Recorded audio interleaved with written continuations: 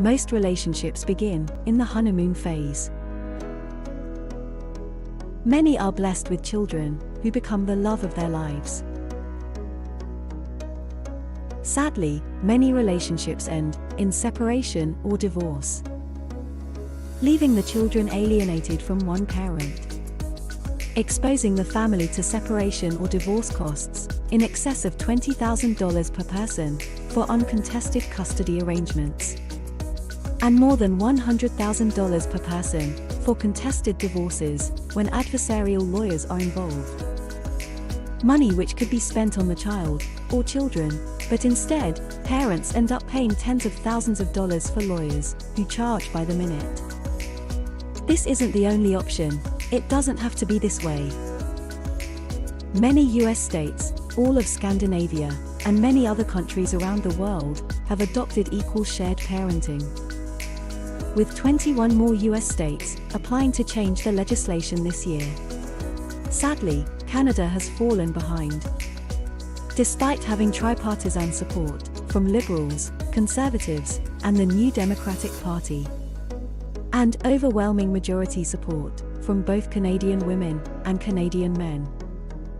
Despite massive support nationwide, a small special interest group, with only 37,000 members, protested the legislation before the Minister of Justice, who was a former lawyer.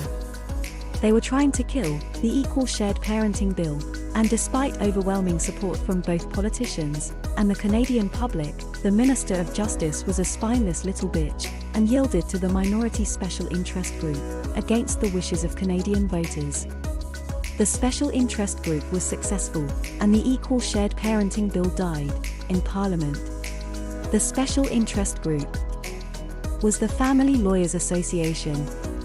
These lawyers were trying to protect their $10.5 billion per year industry that was making them all very wealthy at the expense of Canadian families.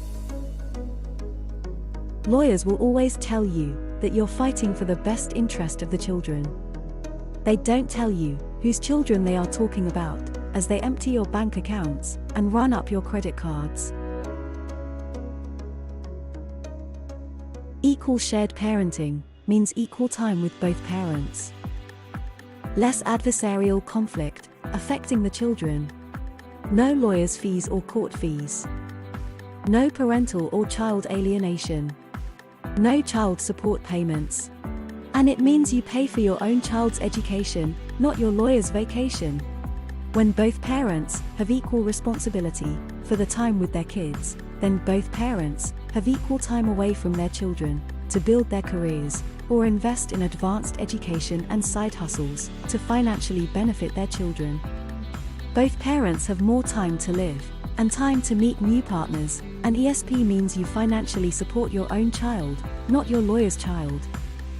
When parents equally share time with a co-parent, this frees up time and money for both mom and dad and allows them to be happy, healthy, and present for their kids. Children who remain in contact with both parents have better mental health, far less risk of substance abuse, far lower risk of incarceration, and a greatly decreased risk of adolescent suicide. Children who grow up in single-parent homes with an alienated mother or father have a higher risk of clinical depression and anxiety, a higher risk of alcohol and substance abuse, and deliberate self-harm, a higher risk of suicidal thoughts and suicide attempts, a higher risk of premature sexual activity, and a higher risk of academic underachievement.